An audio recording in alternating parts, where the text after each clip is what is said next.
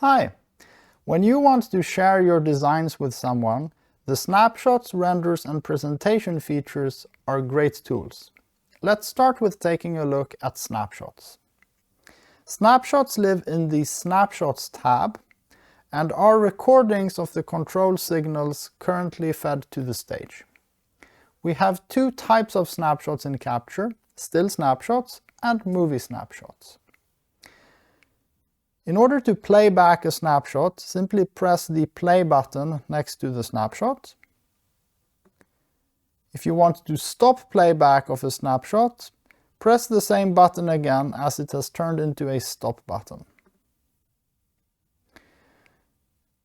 Movie snapshots also have an indication of the length of the snapshot, and when playing back a movie snapshot, it loops again to the beginning when it reaches the end. In order to send images of your design, the best method is to render the view. We do this by pressing the hamburger button and selecting Render Image. Give the image a name, press Save, optionally choose a resolution of the image, and finally hit Render. Capture then renders a high-quality image of your design to a JPEG file in this case.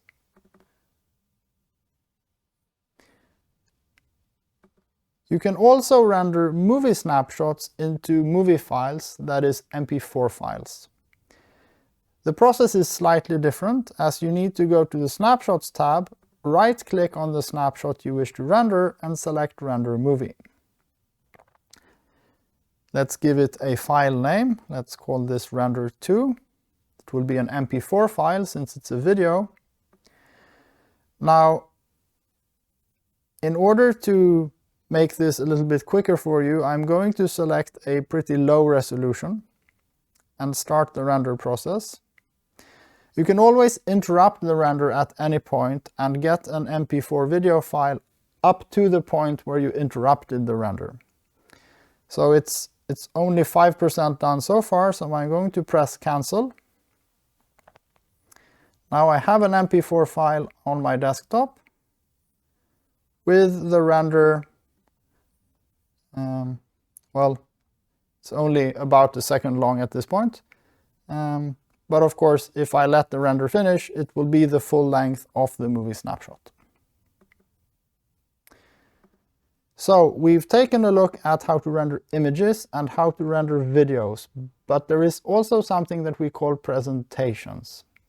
Presentations is the next step beyond videos because presentations are interactive. In order to create a presentation, we go to the File menu and select Export Presentation. Again, we need to give it a file name. I will call it Presentation and save that. This creates a zip file that contains the presentation you've exported. So let's open the zip file and examine it. The idea is that the zip file can be sent to anyone, regardless of whether they have Capture or not, and they will be able to view the presentation.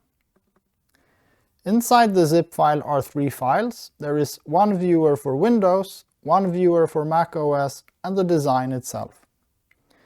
All you need to do is open the viewer that's suitable for your operating system. In this case, I'm on the Mac. And what happens is that it opens a view, the alpha view of your design, and underneath this is a list of the snapshots in it. And this lets the recipient of the presentation browse through the presentation's snapshots that you've created in order to take a look at the snapshots. Now, what makes the presentations unique is that you have the ability to move the camera and look at the design from different positions. You're even able to switch into the wireframe and plot modes to look at some of the documentation information in the design, such as channel numbers and patch information. Thank you so much for watching.